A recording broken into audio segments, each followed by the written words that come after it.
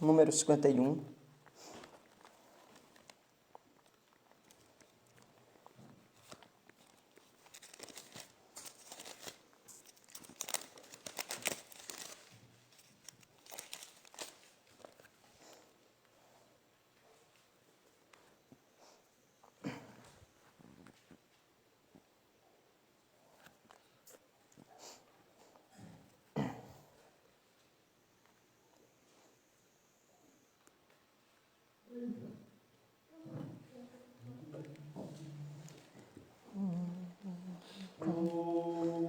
Com a porta chama, alma sem consolação. É Jesus que está querendo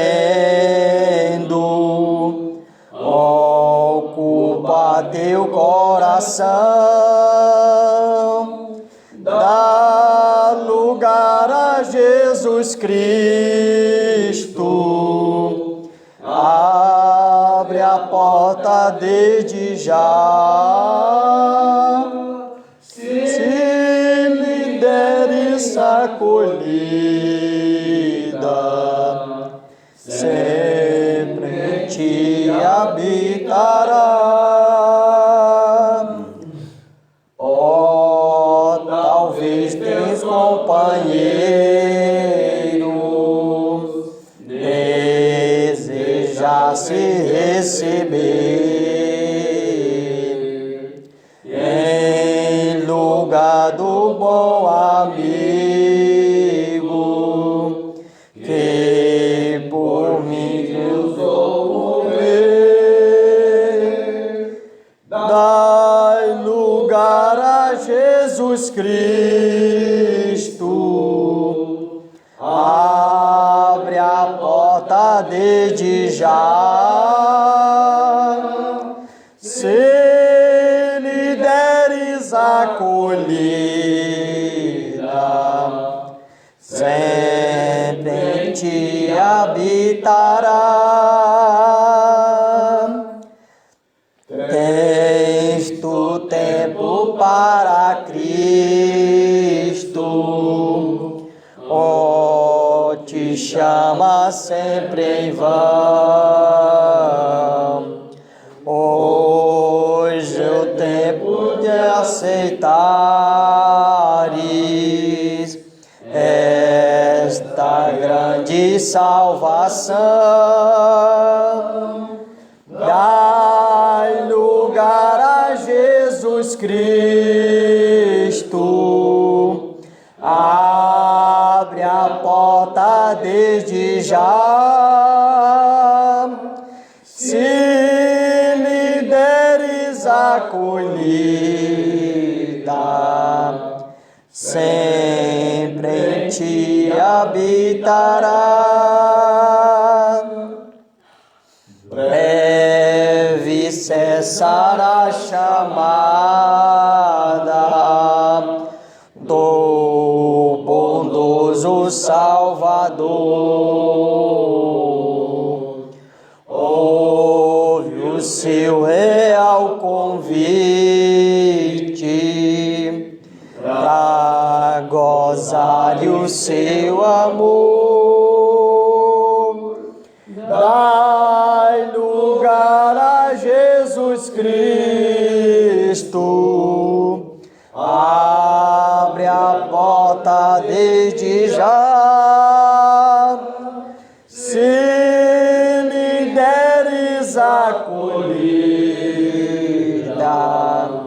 sempre em ti habitará.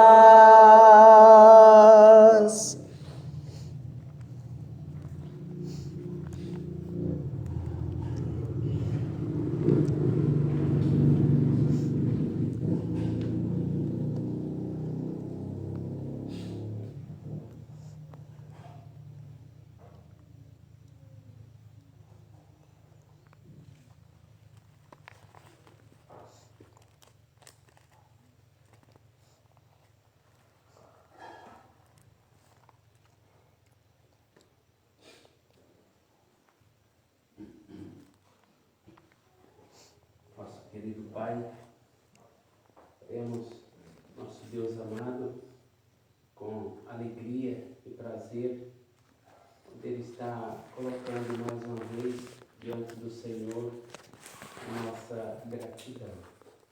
Agradecer a Ti, nosso Pai, por mais um dia que o Senhor tem nos dado. Agradecer ao nosso Pai querido, pelo Senhor ter nos trazido em paz, em segurança. E agradecer também ao Pai amado por nós termos o privilégio de encontrar aqui nesta localidade nossos amados irmãos que têm desfrutado, nosso Deus amado, também da Tua proteção, do Teu cuidado. Nós somos gratos ao nosso Pai querido, a Ti, por tudo quanto o Senhor tem feito em nosso favor, tudo quanto o Senhor tem nos dado, tudo quanto o Senhor tem permitido em nossas vidas.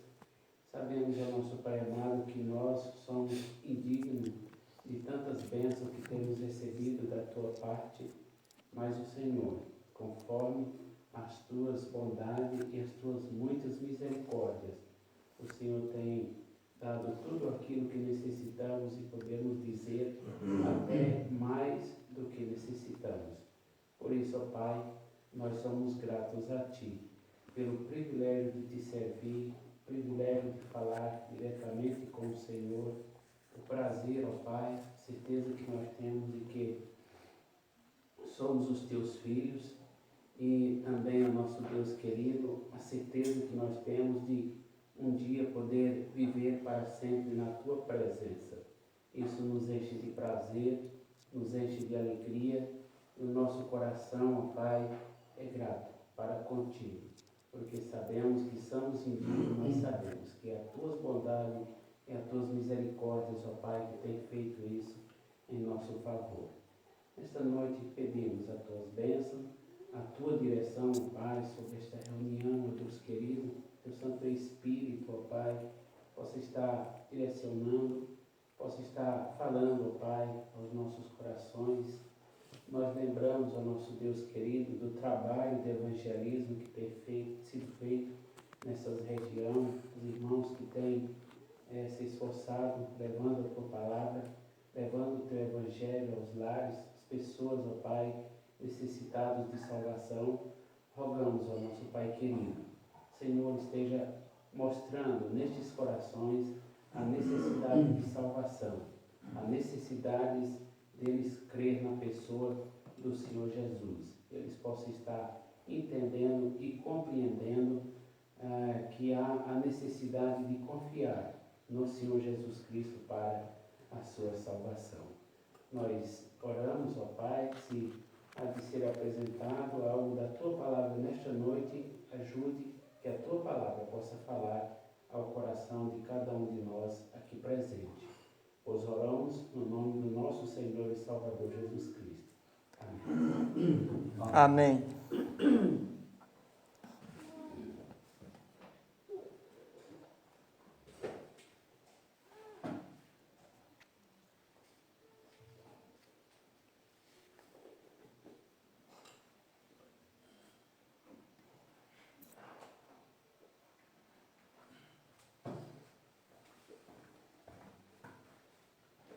Irmãos, vamos fazer a leitura. Gostaria de ler um livro, ou melhor, na Epístola aos Efésios, dizer que estamos contentes de estar aqui, voltar aqui mais uma vez, depois de 2 anos, ou mais um pouco, né, Nicanor? Acho que é mais um pouco, né? 2 anos, né? 2 anos. Eu moro em Maringá, estado do Paraná. Não sou paranaense, sou mineiro de nascimento. Para lá mudei há 25 anos atrás. Certo que o Senhor nos queria levar para aquela cidade para proclamar o Evangelho da graça do Senhor Jesus Cristo. Deus plantou ali uma pequena igreja local, onde eu coopero com outros irmãos, e assim temos servido ao Senhor ali, com muita fraqueza, mas certos e convictos que o Senhor nos quer naquele lugar.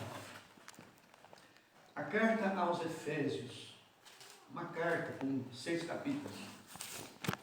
Vou fazer um breve panorama. Paulo passou por essa cidade pregando o Evangelho, e Lucas escreve no livro de Atos. Ele diz que foi durante 2 anos o esforço desses homens pregando o Evangelho naquela região da Ásia. 2 anos.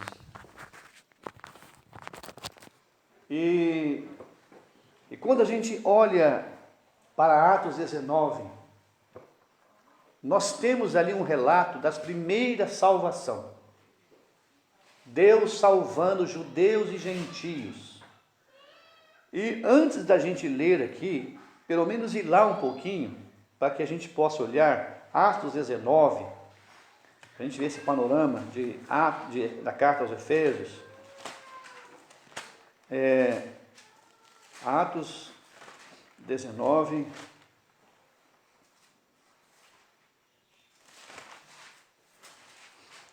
E versículo 17. E foi isso notório a todos os que habitavam em Éfeso, tanto judeus como gregos. E caiu o temor sobre todos eles, e o nome do Senhor Jesus era engrandecido. Queria que você observasse bem. O primeiro grupo que eu vou falar aqui são judeus.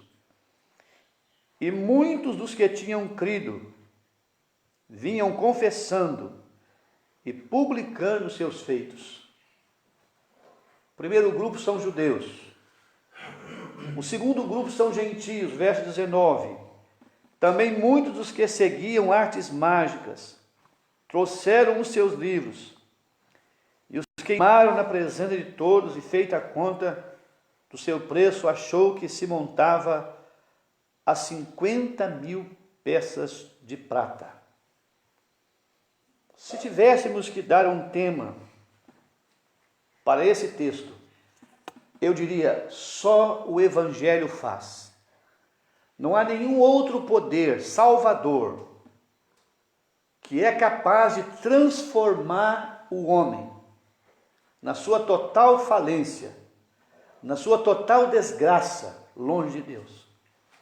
A cidade de Éfeso é uma cidade, segundo a história, aproximadamente com 700.000 habitantes, aonde uma miscigenação de mistura de povos. Por qual razão? Éfeso era uma cidade que tinha um enorme porto comercial, aonde navios do mundo inteiro ancoravam em Éfeso, trazendo as suas mercadorias, e especialmente madeira, para serem vendidas, para serem comercializadas. Da onde nós vamos olhar Paulo dizer na carta aos Efésios, Paulo vai usar, ele vai usar no capítulo 2, vocês estavam mortos, andando em delitos em pecado, e ele vos deu vida, estando vocês mortos. Vocês andavam segundo o curso deste mundo. Paulo está extraindo essa palavra curso, ele está pensando em um rio. Eu não sei aqui aonde há os rios nesse estado, mas há enormes rios nossos lá, o Rio Paraná, que ao cortar todo o nosso estado, ele vai cortando outros estados, como de Minas, e vai se avolumando em água com o fim de desembocar no mar. E os irmãos sabem que o rio tem as suas curvas, o seu curso, seus caminhos. Aquelas madeiras eram colocadas, as madeiras que eram transportadas por água, nas correntezas e lançadas. Paulo está pensando em um objeto sem vida, que foi julgado na água, e por não ter vida, ele não volta. Anda segundo o curso do mundo. O mundo aqui não é o mundo criação. é o mundo pecado, sistema pecaminoso, levantado para lutar contra Deus. O pecado humano. Então, Paulo está mostrando aqui, em Atos 20, a conversão de pecadores, judeus. A verdadeira conversão, ela vem seguida do pleno abandono do pecado. Vocês perceberam que o primeiro grupo, diz aqui, Lucas escrevendo, ele fala no verso 17, e caiu o temor sobre todos eles. A primeira coisa que acontece com uma pessoa, ouvir o evangelho, temor, cai em si. Outrora não era incomodada, outrora pensava como todos, mas agora o evangelho, ele alcança o coração desse ouvinte, o seu intelecto e o seu coração, duas coisas que trabalham em conjunto, razão, sentimento. Razão, porque agora esse homem pensa, esse homem usa o seu raciocínio para olhar para ele e ver quão pecador ele é. E diz a palavra de Deus aqui, que nessa cidade, muitos dos que tinham crido vinham confessando e publicando os seus feitos. A verdadeira salvação vai nos levar a sentir o nosso pecado. Não há salvação sem plena convicção de pecado. É eu olhar para a minha real situação diante de Deus.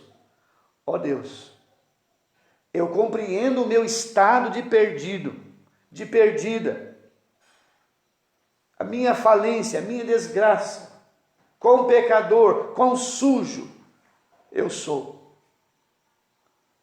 E por não ter força minha própria, eu não consigo vencer esse poder avassalador que é o pecado. Esses judeus religiosos, que achavam que podiam ser salvos por guardar rituais, mandamentos, caíram em si e vieram confessando publicamente os seus pecados, os seus feitos, pecados de natureza diversas, pecados de toda sorte. E eles então agora vão publicamente falar dessa notoriedade que o pecado é. E temos o segundo grupo. O segundo grupo são gentios. Irmãos, o paganismo que os gentios eram envolvidos, toda sorte de ocultismo, espiritismo, estavam em conluio para amarrar esse homem, para torná-lo preso. Esses livros aqui eram uma forma de ensinar pessoas a serem escravizadas pelo poder das trevas. Só para que você tenha uma ideia, em Éfeso tinha um templo dedicado a uma deusa chamada Diana dos Efésios. Os pais entregavam as suas filhas, donzelas, virgens, para servir a essa deusa. E sabe qual era, vamos assim dizer, o ponto central do culto de Diana? Era prostituir. Era essas virgens entregarem os seus corpos aos prazeres. Um retrato dessa sociedade. Irmãos, nós estamos olhando, me permita dizer, os nossos jovens estão sendo destruídos. Imoralidade, a depravação. Irmãos, aquilo que acontecia somente em âmbito, eu diria, secreto, nós vemos no dia. Nós vemos nas cidades, seja ela grande, pequena, em que quantidade for, elas estão ali. Ficamos horrorizados em ver. Mas os pais levavam e entregavam as suas filhas à prostituição. É o que nós estamos olhando. Uma sociedade que é proibido proibir. E esses gentios, então, trouxeram os seus livros e os queimaram na presença de todos. Eu queria, nessa noite aqui, destacar duas coisas. Confissão. Primeiro, abandono pleno da prática do pecado na salvação. É indispensável. Não há salvação sem o reconhecimento pleno do verdadeiro estado de pecado, de confissão, de compreensão, mente e coração ao mesmo tempo, concordando com Deus. Ó Deus, eu não posso resolver a minha situação. Eu vou a Ti. Eu vou até o Senhor. Quando Paulo diz que se com tua boca confessares ao Senhor e em teu coração crer que Deus o ressuscitou de entre os mortos, porque com a boca se confessa e com o coração crê. Você percebeu que olha para você, são 20 centímetros até o coração. Você pode medir 20 centímetros. Deus, Ele é poderoso para atingir a sua mente, convencer você. Ele atingirá a sua mente, mas a sua mente precisará estar em sintonia também com o seu sentimento, o seu coração, o centro da vida. Aquilo que desce para o coração domina a nosso ser. Então, brevemente, confissão e abandono. Foram essas pessoas salvas na cidade de Éfeso, que o Senhor chamou agora para andar em novidade de vida, para expressar naquela cidade populosa, com 700 mil habitantes, um testemunho que iria impactar aquela cidade, queria mudar aquela cidade. Aquela cidade iria sofrer, eu diria, um impacto enorme com aquele testemunho. Então nós temos na carta aos Efésios 6 capítulos. Os 3 primeiros deles são doutrinários. Primeira doutrina. Paulo é organizado, Paulo sempre fala disso. Primeiro ele traz a doutrina, ensino. Depois a prática. E eu não quero entrar na questão da doutrina, no sentido, falar daquilo que ele falou nos capítulos anteriores. Eu quero falar de coisas práticas, de coisas que acompanham a salvação, como ele falou aqui. E eu queria que nós lêssemos no capítulo 4, Paulo, depois de dar instruções sobre a igreja, se eu tivesse que dar, irmãos, um tema para o capítulo 1, eu daria o seguinte tema: o supremo propósito de Deus, a igreja. Não há nada mais glorioso, não há nada mais precioso do que pertencer a uma igreja de Deus. Não há.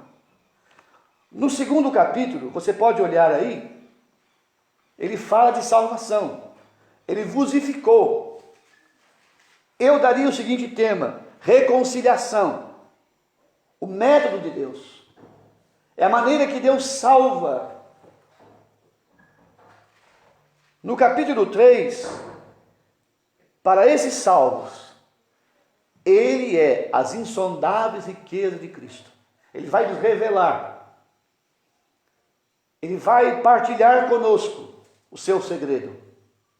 a igreja que esteve oculta nas eras vindouras. Ele vai partilhar conosco agora a sua igreja. Quando nós contamos segredos para pessoas que nós confiamos.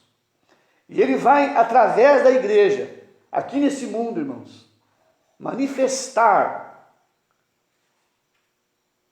a sua soberana vontade.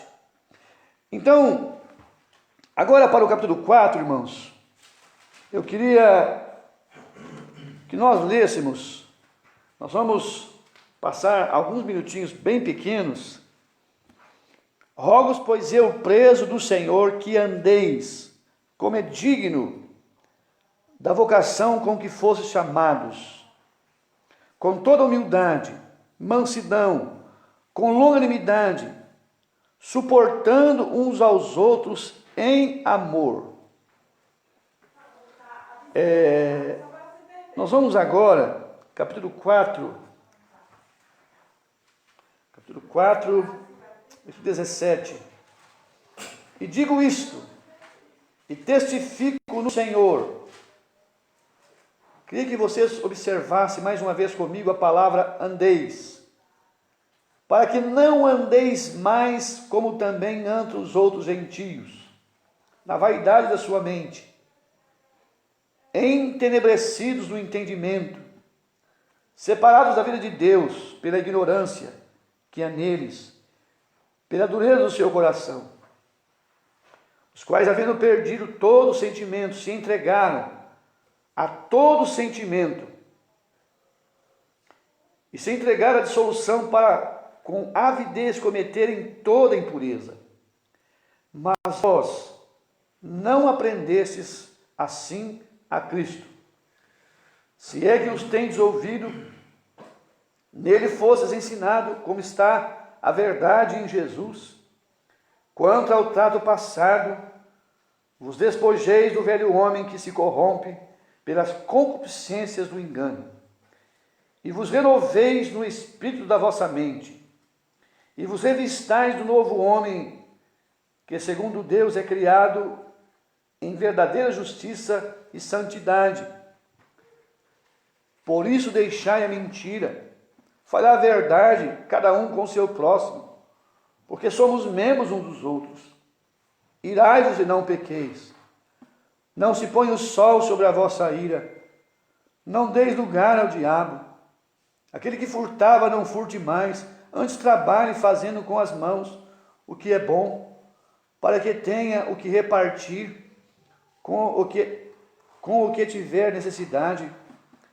Não saia da vossa boca nenhuma palavra torpe, mas só a que for boa para promover edificação, para que dê graça aos que o ouvem. E não entristeçais o Espírito Santo de Deus, nos quais estáis selados para o dia da redenção. E toda amargura e ira e cólera, e gritaria e blasfêmia, e toda malícia sejam tiradas dentre vós. Antes sede uns para com os outros benignos, misericordiosos, perdoando-vos uns aos outros, como também Deus os perdoou em Cristo. E mais uma vez, irmãos, o início do capítulo 1, eu quero, somente no início, ser depois imitadores de Deus, como filhos amados, e andai em amor, como também Cristo nos amou. Versículo 15 do capítulo 5. Portanto, vede prudentemente como andais, não como necios, mas como sábios, remindo o tempo, porquanto os dias são maus. É o que nós desejamos ler, esperando que também o Senhor possa nos ajudar. Amém. Queria dizer aos irmãos, uma igreja enfrentando conflito, dois povos, judeus e gentios, o Senhor salvando judeus e gentios, colocando-nos nesse corpo que é a sua igreja. Não há diferença entre judeu e gentio nessa dispensação. Quem são os gentios? Todos aqueles que não são judeus. Mas na mente do judeu, na sua mente, eles pensavam que talvez a igreja fosse, podemos assim dizer, a sequência do judaísmo. E eles então, nessa relação com os seus irmãos gentios, tinham eles como uma classe inferior, uma segunda classe. O tratamento com os gentios era um tratamento áspero. Irmãos, é interessante, não é diferente conosco. Há muitas coisas que acontecem na nossa relação, no nosso tratamento de uns para com os outros. Muitas das vezes nós pensamos que os nossos dons, que nos diferenciam ou nos colocam numa posição superior aos irmãos. Você percebe que a ideia de Paulo é quebrar, é destruir esse pensamento altivo. Eu não quero falar de coisas complicadas. Eu quero falar de coisas simples que você possa entender. Paulo está falando, irmãos, que o nosso andar, ele é progressivo. Um verdadeiro convertido foi chamado para andar em novidade de vida. Você quer ver o versículo? 2 Coríntios 5,17. Se alguém está em Cristo, é nova criatura. As coisas velhas já passaram. Eis que tudo se fez novo. Fomos chamados para andar em novidade de vida. E quando então nós olhamos para essa carta aos Efésios, Paulo está dizendo: rogo eu, preso do Senhor. Irmãos, humanamente falando, Paulo era um preso. Alguém o prendeu. César o mandou prender. Ele foi levado a Roma. Mas ele não está dizendo: eu sou um preso de César. Lembra que ele falou, o Senhor falou para ele: Paulo, eu vou te mostrar o quanto é necessário sofrer pelo meu nome. Eu vou te mostrar. Cadeias e prisões te esperam. Era isso, irmãos, ele tem certeza. Não é diferente conosco, irmãos. No mundo tereis aflições. O Senhor não nos chama para viver uma vida de bonança. Aflições vão acompanhar a nossa vida. Aflições que eu não escolho. Aflições que eu não posso dizer: olha, Senhor, o Senhor podia esfriar um pouquinho a minha situação. Então, Paulo nos dá um exemplo dele aqui. Ele é o preso do Senhor. Agora, ele diz: que andeis como é digno. Irmãos, vidas marcadas por escândalos, por pecados. Quantas sujeiras, quantas coisas feias. Que a nossa vida, ela é uma vida que muitas das vezes ela mancha esse nome. Vidas indignas do que nós falamos com a boca. Irmãos, a vida cristã é uma vida de compromisso. Vida cristã é uma vida envolvente. Vida cristã é intensa. Fomos chamados para andar de uma forma digna. Agora, ele diz aqui: dignos da vocação com que fomos chamados. Uma vocação celestial. Uma vocação santa. Separados dos pecadores. Eu estou pensando aqui nesse lugar, Ramadinha, a pedra, não sei, Itauá, a pedra aqui perto. Irmãos, todos nós andamos. O andar revela caráter. O andar revela que tipo de pessoas nós somos. Quem nos conhece? Nossas famílias, nossos vizinhos, nossos amigos. Relacionamos, estudamos, compramos, vendemos. Olha bem, não andeis como é digno da vocação com que fosse chamados. A primeira característica, com toda a humildade. Irmãos, o meu conhecimento de Cristo, o meu conhecimento da sua doutrina, da sua palavra, não me pode tornar orgulhoso. Tem muita gente orgulhosa, arrogante. O conhecimento não nos faz pessoas orgulhosas. A primeira característica de alguém que conhece a palavra de Deus, os seus preceitos, Paulo está dizendo uma característica aqui, com toda humildade. É muito bom quando alguém pode dizer, o fulano é humilde. Mas eu não posso falar que eu sou humilde. Eu não posso. Mas é muito bom quando alguém fala de fora. As pessoas veem característica de humildade. E eu queria dizer, irmãos, que às vezes pensamos, fazemos analogia de humildade errada. Humildade não é desleixo. Não é. Uma pessoa desleixada, ele é humilde. Não, gente. Uma pessoa que tem uma vida organizada, uma vida reta, cuidadoso no falar, no vestir. Meus irmãos, o nosso vestir. A ideia aqui é de combinar cores. É quando alguém diz assim, olha, o fulano está adequado, aquela camisa combina com aquela calça. Estou dando um exemplo fraco. Com toda a humildade. A segunda característica é mansidão. Quem conhece, irmãos, a nossa mansidão? Quem relaciona conosco?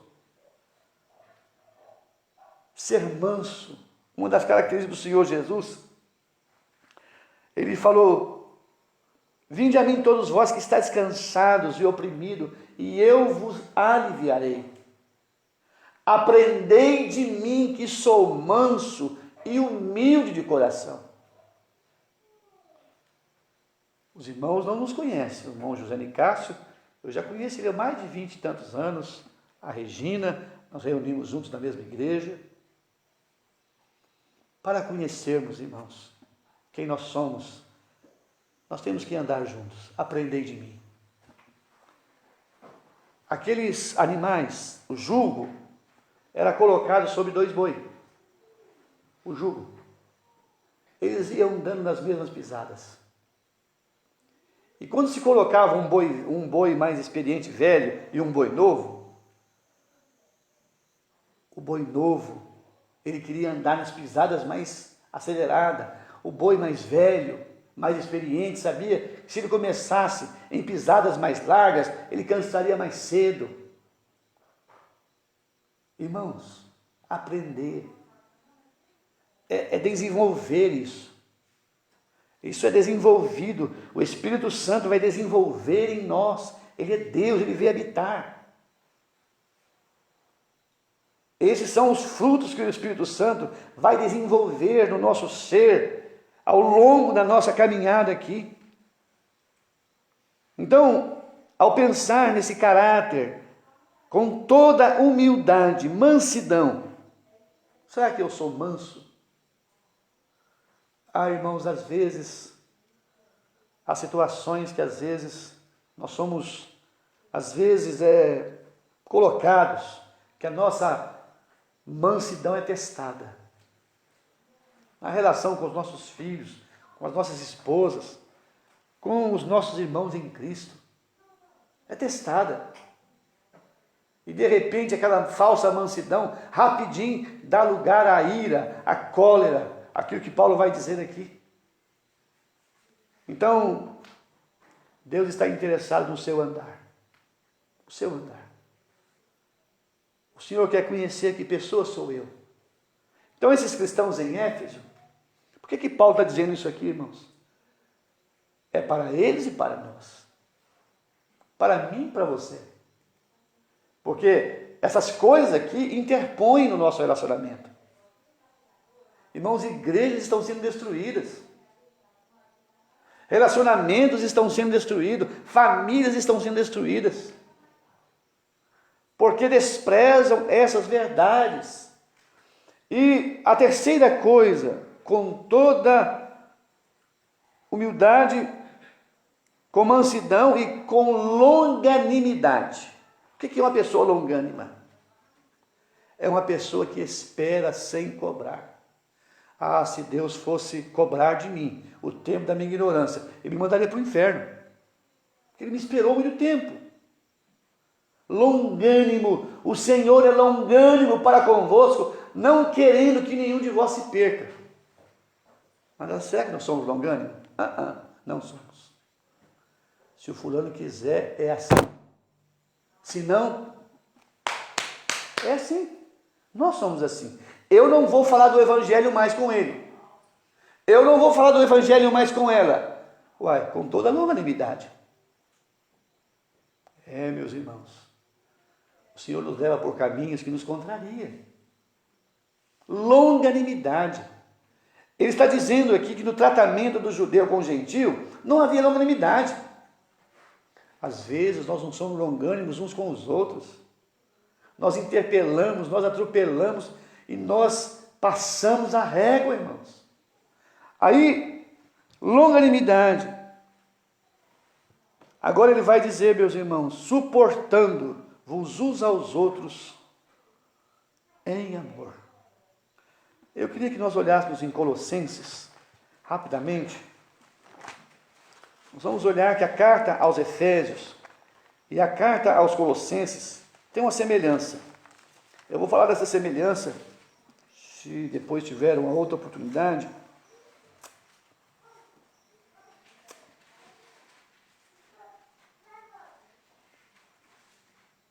Versículo 13.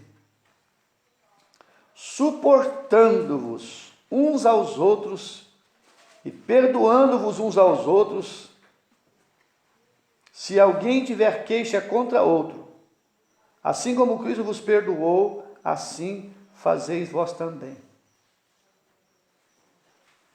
Eu estou pensando aqui, irmãos, suportando-vos uns aos outros e perdoando-vos uns aos outros, se alguém tiver queixa contra outro. Meus irmãos, a gente vai ouvindo, queixas e mais queixas, e queixas e mais queixas. Irmãos, nós somos chamados para viver em família. Mas se eu puder devorar o meu irmão, eu vou devorar. Era exatamente esse ambiente lá em Éfeso. Eles estavam se devorando uns aos outros. Eles estavam tendo um tratamento de discórdia, de disputa. Era exatamente isso. Agora, Paulo está trazendo então na mente desses crentes, ele vai mostrar que agora nós somos unidos em um só corpo. Um só corpo. Não se referindo à igreja local, mas fomos feitos um corpo. Um só Espírito que veio habitar nesse corpo. Chamados a uma só esperança. Um só Senhor. Um só batismo. Um só Deus. Paulo nos apresenta aqui a Trindade mais uma vez, como ele enumerou nos capítulos anteriores, mais uma vez ele traz na nossa mente. Não há lugar para orgulho, irmão e irmã. nessa relação de salvos, vamos errar, vamos falhar e vamos precisar, com paciência, corrigir nossos erros em família. Uma família fala a verdade com o seu próximo. O próximo aqui não é o descrente, é o meu irmão em Cristo. É aquele com quem eu sento no partir do pão com ele. Não é o não salvo. Cada um fale a verdade com o seu próximo. A verdade dói, mas a verdade liberta. Não podemos julgar problemas para debaixo do tapete e dizer assim, nós podemos começar daqui sem resolver. Não podemos, não. Agora, então vamos caminhar mais um pouquinho. E versículo 17. E digo isto, e testifico no Senhor, para que não andeis mais como andam também os outros gentios, na vaidade da sua mente. Ah, meus irmãos, a depravação. Eu não andei aqui, eu tenho andado por esse Brasil. A minha cidade, uma cidade depravada, uma cidade marcada pela imoralidade. Essa era a marca de Éfeso. Irmãos, à noite, aquelas 1000 prostitutas cultuais saíam para a cidade, para envolver. Era necessário envolver. Havia todo um ritual. Nós falamos hoje do homossexualismo, do lesbianismo. Tudo isso estava existindo em Roma.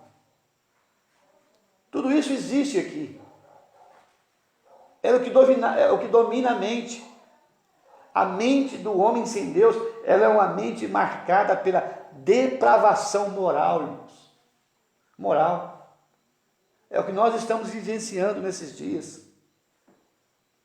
Paulo está chamando agora os crentes para dizer para eles, quanto ao trato passado, meus irmãos, quantas das vezes a gente ouve dizer, o fulano, aquele crente, aquela crente. Irmãos, não andar como andam os gentios. Mas você vê, é triste. Eu não sei expor em palavras, mas é uma nódia muito grande no Evangelho. Quando a gente olha pessoas descendo no mesmo nível do descrente, na lama, pregadores, esposa de pregadores, ainda que independente de serem pregadores ou não, públicos ou não, estão colocando o nome do Senhor na lama. E ele está falando aqui o que domina a mente dessas pessoas, na vaidade da sua mente. Irmãos, está tudo aqui, ó. Como nós alimentamos a nossa mente. Irmãos, esse aparelhinho, eu vou falar aqui, olha, ele é precioso. Mas ele é uma arma poderosa para destruir vidas, lares. Irmãos, esposas têm deixado os seus esposos porque arrumam programas aqui. Esposos têm deixado as suas esposas porque arrumam aqui. Num toquinho de dedo, eu consigo, irmãos, visualizar todas as coisas imorais. O salmista diz, andarei em minha casa com um coração sincero. Não colocarei diante dos meus olhos coisas más. Já pensou, meus irmãos? Há 25 ou 30 anos atrás, a televisão era uma grande, tipo assim, era um perigo. Eu me lembro, nossos pais, meu pai, ele não deixou uma televisão entrar na nossa casa. Eu tinha 11 anos de idade e não podia, não deixava. Tinha coisas que ele falava para nós que tinham coisas que nós não podíamos ver. Gente, isso aqui. Vamos ser sinceros. Quantas coisas. Aí, a mente, começa na mente. Mente ociosa. Mente vazia. Na vaidade da sua mente. Essa palavra entenebrecidos aqui é escurecidos. Negridão. Total escuridão. Trevas. No entendimento. Separados da vida de Deus pela ignorância que há neles, pela dureza do seu coração.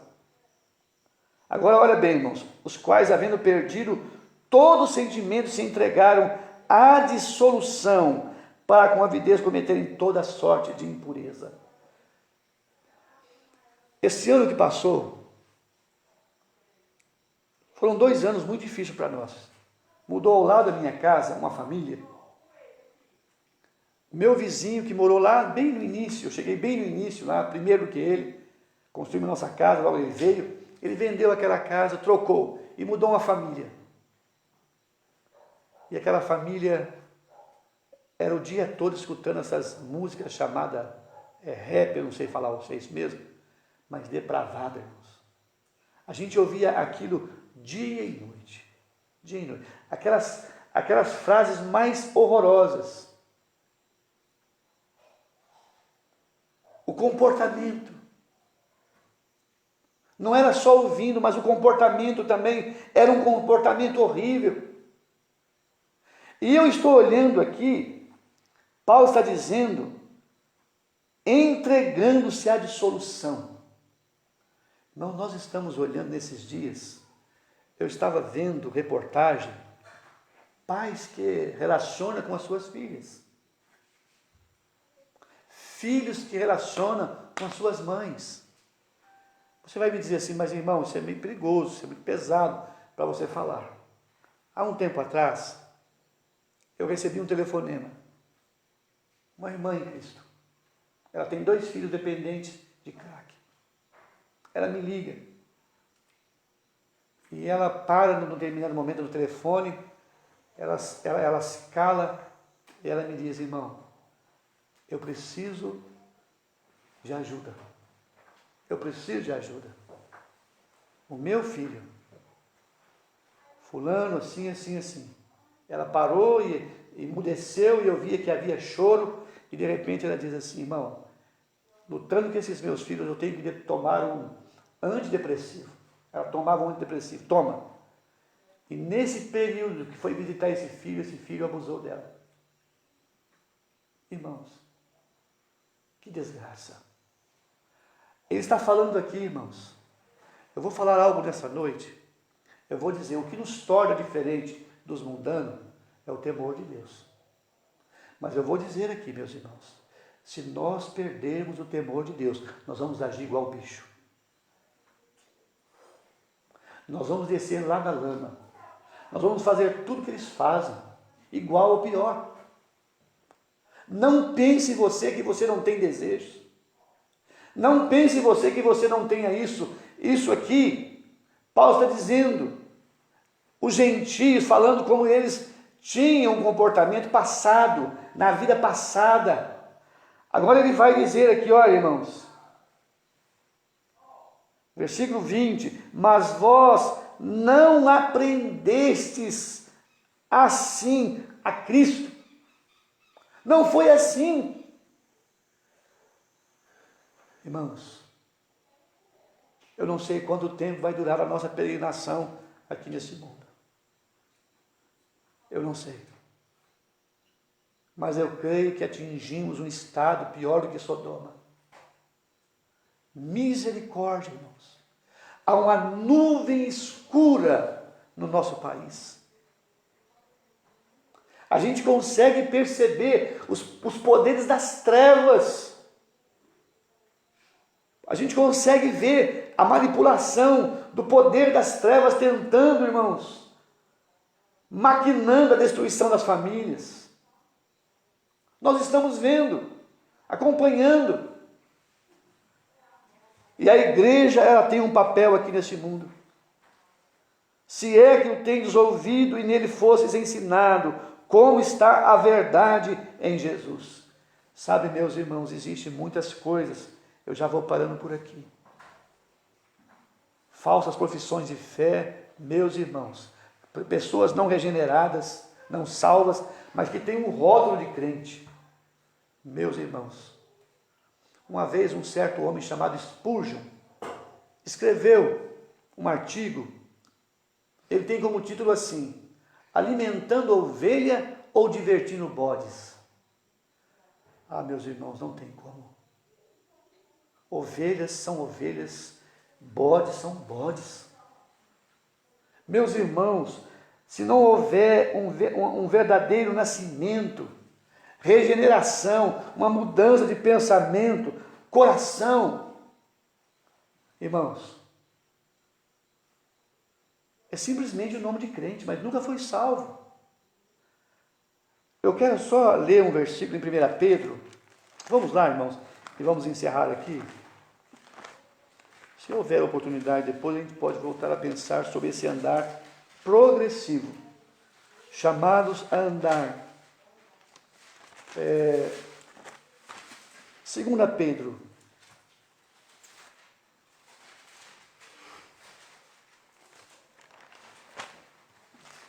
Só um minutinho.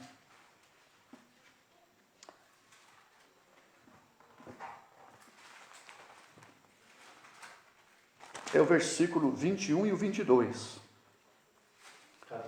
Capítulo 2 Pedro, capítulo 2. Porque melhor lhe fora não conhecerem o caminho da justiça, do que conhecendo o desviarem-se do santo mandamento que lhes fora dado. Desse modo sobreveio-lhes o que por um verdadeiro provérbio se diz: o cão voltou ao seu próprio vômito, a porca lavada ao espojadouro de lama. Queria fazer um contraste dessa profissão falsa. O cão aqui mostra o lado nocivo da pessoa não salva, sujo por fora, ou melhor, sujo por dentro, o vômito. O cão comendo o seu próprio vômito. Falando daquela pessoa que, embora tenha uma profissão de fé, fala que é salva, mas não tem vida. Anda na sujeira, come a sujeira. Nunca foi salva, nunca foi regenerada. Já Pedro, ao falar da porca que volta ao despojo, à lama, apresenta agora o lado nefasto por fora. Agora é apresentado a sujeira. A pessoa não tem mais vergonha. A pessoa não tem mais compromisso com nada, porque ela está se importando com os seus prazeres. Então, meus irmãos, depois o apóstolo Paulo vai entrar, você pode perceber, ele vai falar de características que marcam a vida de um salvo. Ele vai dizer rapidamente, vamos voltar lá, e eu já paro. Ele diz assim, estamos falando de andar, ele vai dizer assim: e vos renoveis do espírito da vossa mente. Ou melhor, verso 22, que quanto ao trato passado, vos despojeis do velho homem, que se corrompe pelas concupiscências do engano, e vos renoveis no espírito da vossa mente, e vos revistais do novo homem, que segundo Deus é criado em verdadeira justiça e santidade. Duas características: justiça e santidade. Vivemos num mundo onde a injustiça impera. Nosso comportamento diante da injustiça, em qual setor for, um posicionamento. Santidade, separados, totalmente separados agora desse sistema pecaminoso. Agora ele vai dizer o que vai caracterizar essa justiça. Por isso deixai a mentira. Uma vida cercada pela mentira. Os gentios, uma vida cercada pela mentira. Nós vamos parar por aqui, irmãos. Que o nosso Deus, que Ele nos ajude, que o nosso andar seja um andar reto. Eu marquei aqui o que quer dizer fazer o próprio caminho, progredir, fazer bom uso das oportunidades, viver regular. Que Deus possa nos ajudar, irmãos, a andar dignamente. Depois eu vou mostrar para os irmãos na carta aos Tessalonicenses. Porque esta é a vontade de Deus, para que andeis. O apóstolo está dizendo que esse andar que começou com a salvação, ele tem que ser caracterizado, visto. Você vai ver que lá na carta aos Tessalonicenses, ele vai falar novamente da vida moral. Uma vida que interessa para Deus. Eu vou dizer, irmãos, as pessoas não nos conhecem pela pregação, mas nos conhecem pelo que nós vivemos. Ouça bem. O apóstolo Paulo vai dizer a Tito, para que nós possamos, é como que ornar a doutrina, irmãos. Ornar. É como eu vivo. As pessoas estão interessadas. Elas vão olhar aquilo que eu estou vivendo, tem sintonia com o que eu prego. O que eu prego é o que eu vivo. Eu não vou pregar para depois viver. Eu vou viver e então vou pregar. Que o Senhor nos ajude. Amém. Amém.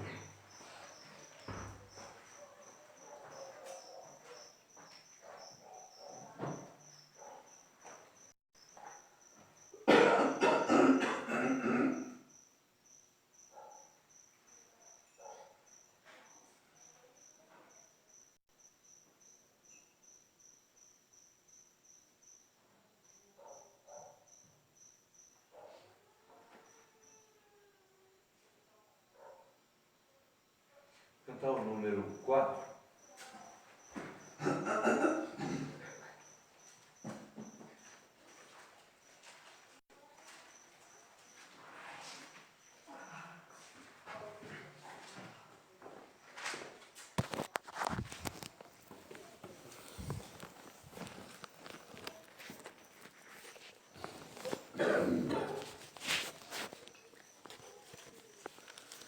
Número 4.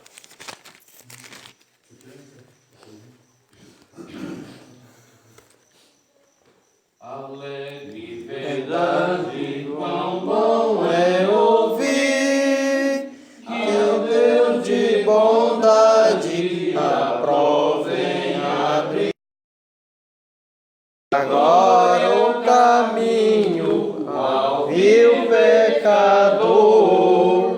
Vitória da graça, vitória do amor. Foi ato espontâneo da parte de Deus, seu Filho enviado a estar com pecado tão ameaçador, a todos velando as bênçãos do amor, amando a justiça, quem sem perdoar a culpa devia nos céus castigar.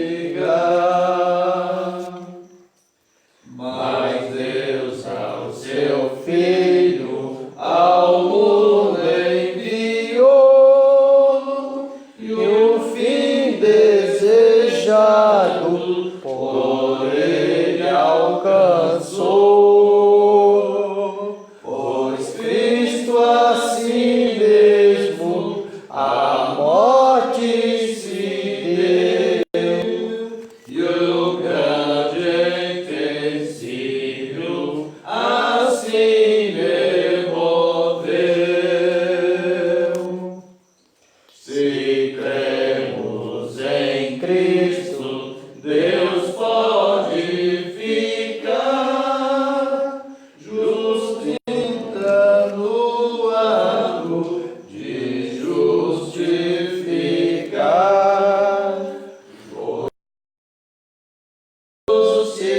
justiça, agora a favor daquele que crede em Cristo Senhor. Aos homens Deus chama, pedindo a mesma aquele que mais culpa tem, quando arrependido ao Salvador vem.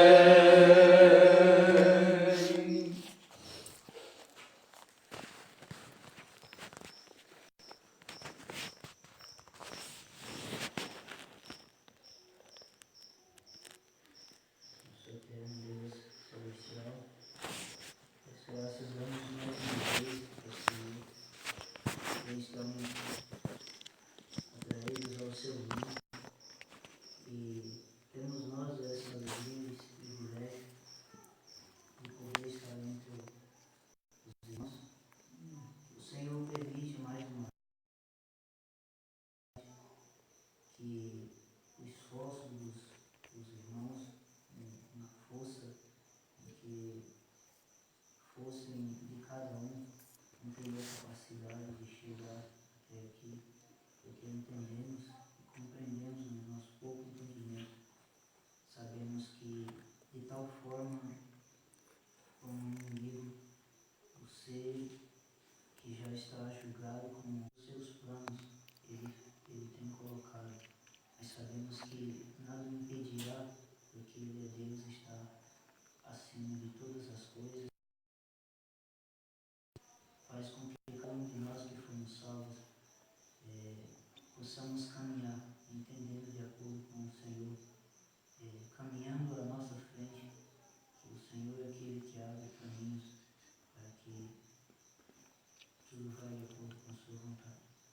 Nós ficamos muito gratos ao Senhor, porque sabemos que o Senhor conduz a cada um em segurança na pessoa do Senhor Jesus Cristo. A esse que Ele mesmo que é o cabeça, Ele que sustenta, que Ele deu a sua vida, Ele veio dos céus, vindo a esse mundo, tomou forma humana e Ele morreu. E sabemos que a morte, foi necessário a morte para haver a vida.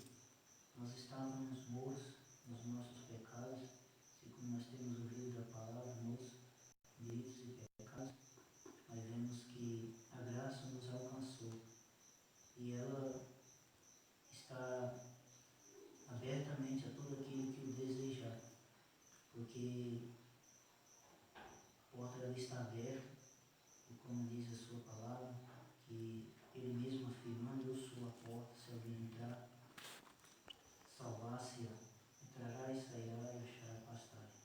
Então esse caminho, ele está aberto, todos têm acesso, e nós desejamos, assim como vendo a todos aqueles que ainda não receberam a salvação, que ainda não creram, que assim como é a vontade de Deus que quer que todos se salvem e venham ao conhecimento da verdade.